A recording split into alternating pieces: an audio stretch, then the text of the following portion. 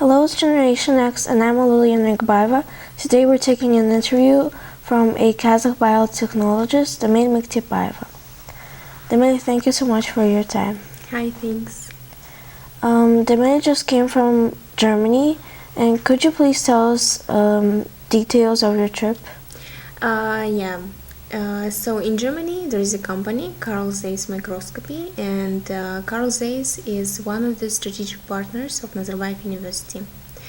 It's one of the leaders in the area of microscopy and lenses, and it's a huge and very strong company with 170 years of innovation in the area of medicine, education.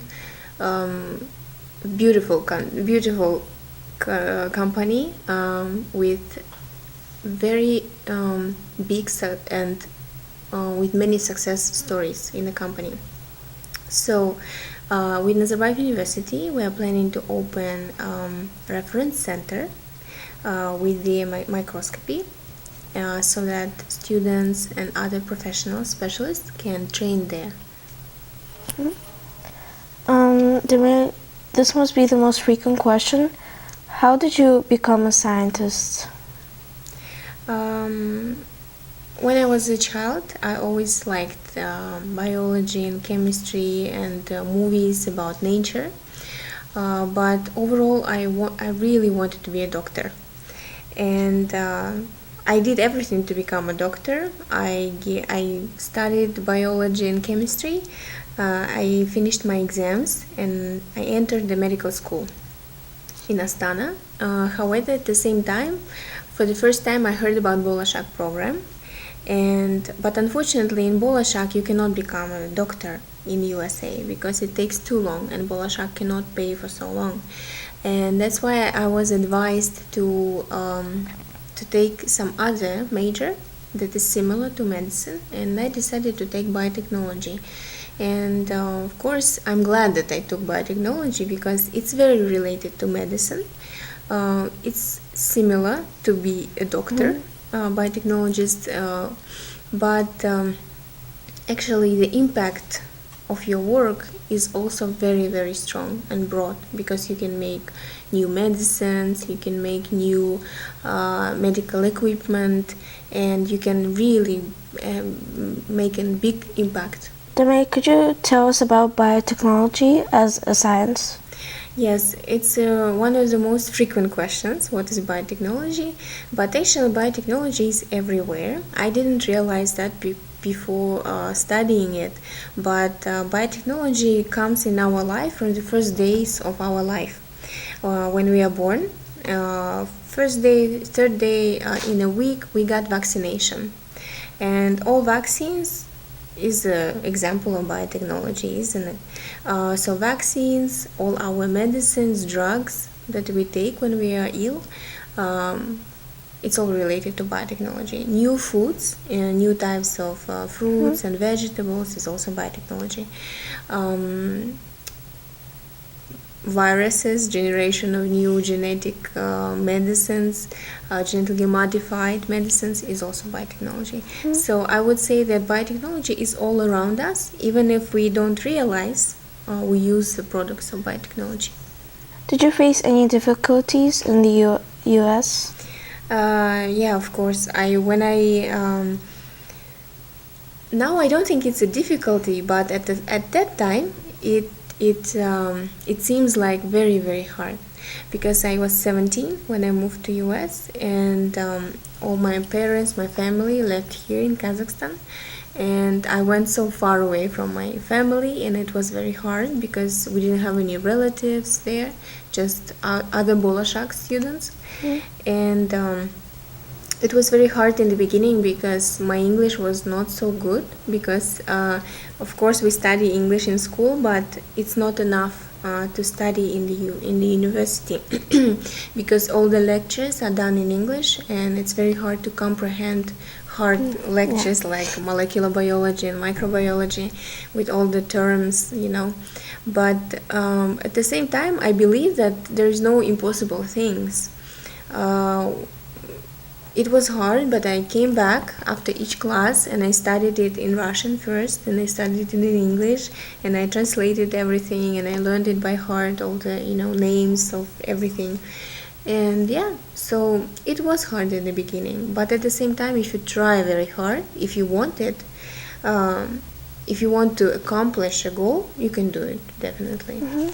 As a member of the team who developed a unique hoop ring with the collaboration of NASA, could you tell us about the prehistory of the competition? Yes, I'm very, very glad that I became part of this competition. NASA is holding such types of competitions every year. It's called Global Impact Competition.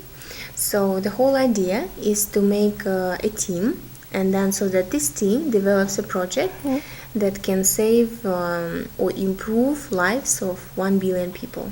So it's a lot of people. So you have to come up with a very, very good idea, with very, very good project.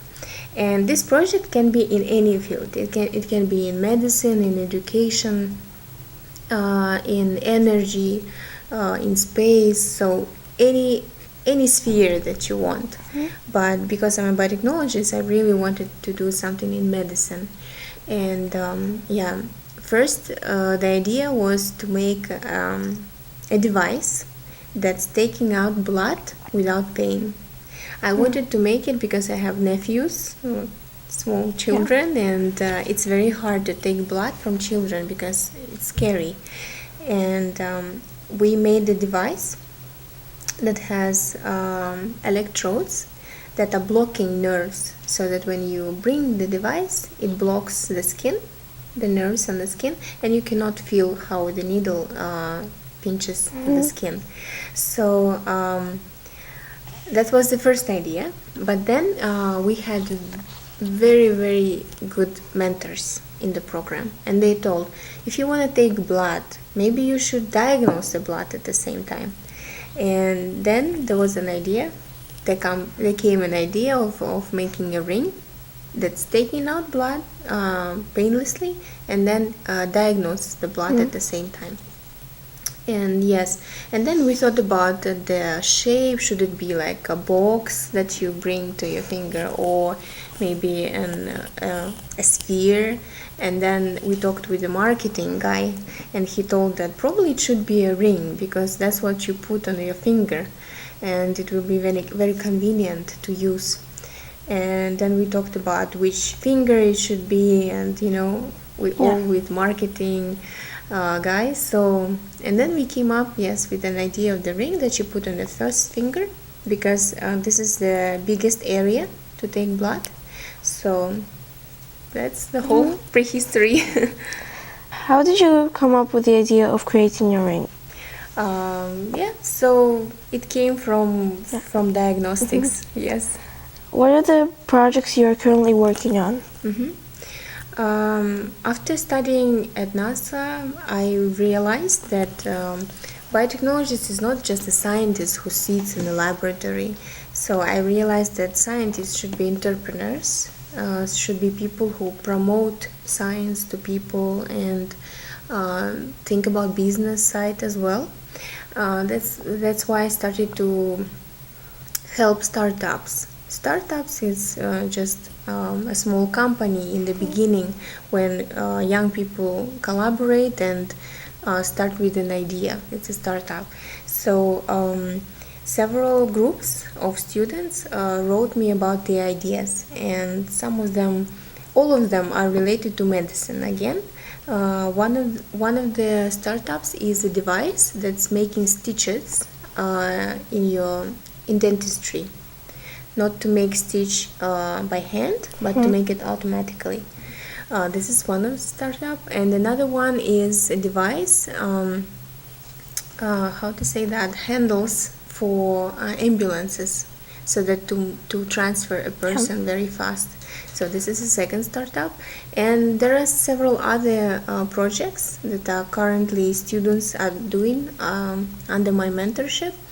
There are also niche students that's working with me, and their project is with cancer cells. So all of my niche students, they had internship in our laboratory, and they learned how to work with cells and how to grow them, how to transfer them, and how to do several experiments with them.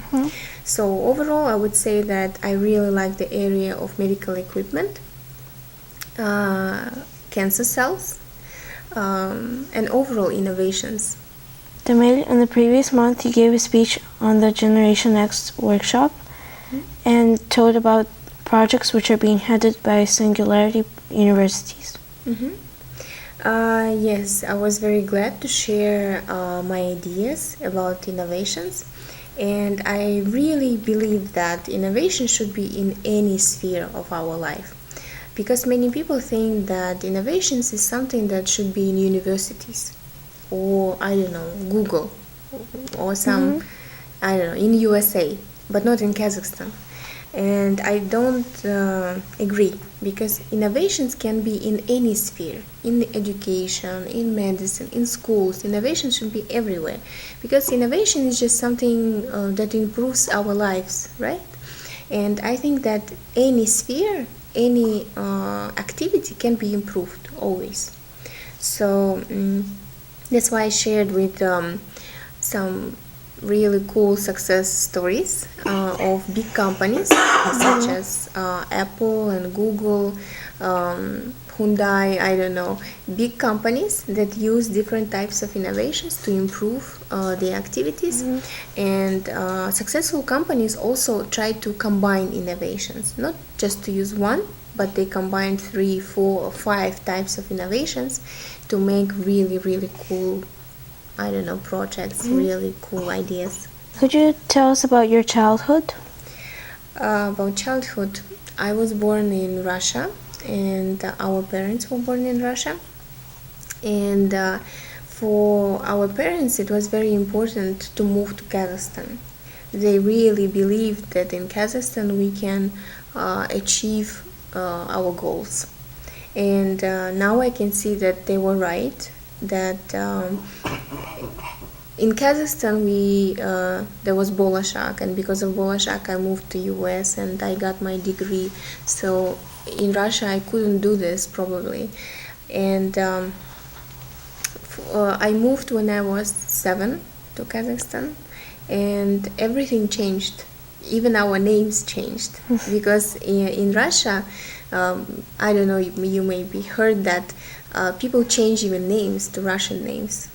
That's why even though I was Damel, people called me Dasha, and I even had documents with the other name. And when we moved to Kazakhstan, some of my documents was wrong because it had other name on top of it.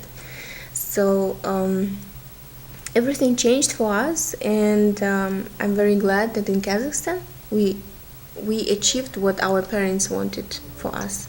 So both me and my sister, we represented Kazakhstan many times, and I hope that in Kazakhstan we are doing the right thing. Do you think that anyone can be a scientist? Yes, I do believe, because a scientist is just a person who observes and who tries to improve something that he observes. And I do believe that it can be anybody, because for example, even products for children, many products for children are created by moms who sit at home and just think about how to improve something. And that's why I think that anything can be improved, and because anything can be improved, anybody can be a scientist. And I also think that it's very important that a person with any specialty, it's a lawyer, it's I don't know, a waiter, a chef, whoever you are, you need to think about some big ideas and research about them, read about them, and become a specialist in that area. And if you do that, you are a scientist. We know that you are also leading the project SciNet. Could you tell us more about the project? Yes, the idea came from Dana Kilbekova and me. She's my colleague, and she's a biophysics girl. She studied in USA also, and when she came back, And when I came back, we realized that for some scientists, for some young specialists, there is no help. For example, if you need some advice, or you cannot decide your specialty, or you cannot decide which area you should go in, there is no help. And sometimes parents and relatives and teachers and professors cannot help as well. They cannot answer all questions. That's why we decided to make a platform where anybody can ask questions and where anybody can find a mentor. So a mentor is a person who helps you with difficult questions. And we decided to make such a platform, and we opened a website, and now we have, I think, more than 12 mentors already from different fields. And if you go into the website, you can see their photos, the names, and their specialty, what they are good at. And you can choose the mentor. You can write us, and we will connect you to that mentor, and he will make an appointment with you and will meet with you and answer your questions. And it's completely free for people. So a lot of people are writing us, and for example, I every week, every Saturday or Sunday, I make an appointment with several people, and I meet with them, and I talk to them, and I help them. And I hope that this initiative will be supported by Ministry of Education and by other people who can support such initiatives, because I think it's very, very important, because a lot of children are writing to us, a lot of students and high school students, because they cannot, for example, decide specialty. They cannot decide which university they should go in, or any other questions. So I'm really thankful that we finally opened this website and people are writing. What are the projects that need to be developed in Kazakhstan nowadays? What are the projects? Yeah. I think we are a very young country, right? And we cannot say that we developed in some areas very, very well. We are very young. Our university, for example, is very young, 7 years old. It's like a child.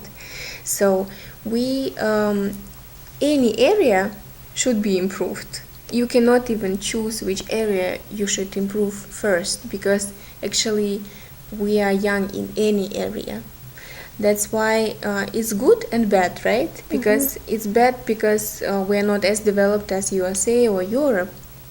But at the same time, it's good because it's empty page, right? So we can write it.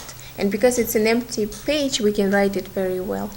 Do you think that specialists in biotechnology and some other scientific fields are in deficit? Yeah, unfortunately, yes. Because it's not very cool to be a scientist in Kazakhstan, or to be an engineer or a math person. So unfortunately, but in USA, for example, what I saw is that technical departments, scientific departments are huge. For example, chemistry department was a huge building, and physics department was a very, very big building. And for example, economist department was very small, and lawyers was very small. So it's very, very popular to be a scientist abroad. And I hope and I think that in the future in Kazakhstan it's also gonna be very popular to be a scientist. And probably it will take some time, maybe 5 years, maybe 10 years before it will become popular. But I think the trend is coming, because for now, yes, it's a deficit. So there is not enough engineers, for example. It's very, very hard to find good engineer. For example, when we have new equipment in a hospital, there's not so much engineers in the country who can work with that equipment, who can manage it and check it and do all the checkups. For example, for that cases, we invite international engineers to check all the medical equipment and everything. And I think that's not very right, because we should have our own engineers who will take care of everything, like, for example, medical equipment. During the workshop of Generation X, you suggested the book called 10 Types of Innovation. Could you tell us what is special about the book? Yes, it's a very, very nice book about innovations, and I think that because nowadays everybody talks about innovations, everybody, but it's very important to read about it, not just to talk about it, but to read some books. And this book is one of the books that people should read, I think, because it's very light, it's very easy to read, and it gives very, very bright examples. It gives 10 types how you can find innovations in your company or in your project or in your startup. First of all, you should realize what areas you can improve, for example, and it gives you questions which you can ask yourself and ask your company, ask your group. And if you ask yourself these questions, you can find out what kind of innovation you can improve or you can insert into your company. And it's very easy to use. It gives you very direct questions and gives you direct activities what you should do, and if you do it, you will find the way. And I think it's even good for any company. I don't speak about business only. I speak about universities as well, and small businesses and just entrepreneurs.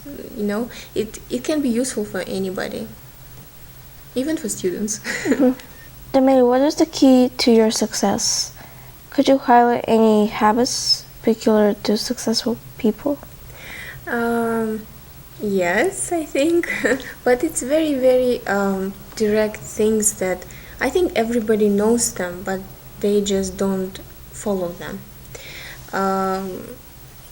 I have huge motivation, and I don't know where it comes from. Maybe my family, my mom, because she's a great innovator, I think. She has all the skills to be an innovator. And I want to particularly say that there is such a thing as talent and as a skill. And talent is genetics. It comes in your genes when you're born. Either you have it or you don't have it. But skills, it's something that you get in your life because of your hard work. And even if you don't have huge talent, I think you can improve your skills a lot. And I think that's what is one of the reasons of success of many people is skills, because people are working a lot, working on yourself, don't look at anybody, but just work on yourself and improve yourself and compare yourself with yourself, not with any other people. And I think this is very, very, very important. And of course, to motivate yourself, to motivate people around you and work hard. It's very, very basic things. And I think all successful people follow them. And all other people know them, but just don't follow them. Do you have a dream? And if so, what is it? A dream? I have a lot of dreams. I'm very good at dreaming, I think. I always, from my childhood, I made myself like a dream book and like a dream, I don't know. Diary? Yes, diary where I put, sketches and some paintings, and I wrote what I wanted. And it's coming from my childhood, and I'm still doing it. And very, very good at dreaming. I cannot even say one dream because there are a lot of them, but I would say that I really, really want to make something useful, because I think if you don't make something that improves lives of people, you're not doing the right thing in your life. That's my idea, and I think I represent this idea in my life, that life should not only be about yourself, it should be also about people around you. In 2011, there was a book published in the US called Dear Me, the Letter to a 16-Year-Old Myself. It includes a big collection of touching messages to the past from famous actors, producers, and musicians. They sent imaginary messages to younger themselves with the pieces of advice they lacked during their teenage years. What is the advice you would give to your younger 16-year-old self? It's a very good question. if I could give such an advice, 16 years old, okay, I would say not to hesitate at all. Because sometimes, yes, when I thought about going to US and I thought about my specialty and I thought about where I should stay, I hesitated because I was small, I was young, and but I would advise not to hesitate at all. Don't listen to bad advices, because there will be always people who will say that you cannot do it or you're not doing the right thing. But it's good to listen to advices, but it's important not to follow these bad advices. You can listen, but just yes, thank you, and that's all. And I would say that my advice to 16 years young old self would say not to listen to people and just believe in yourself.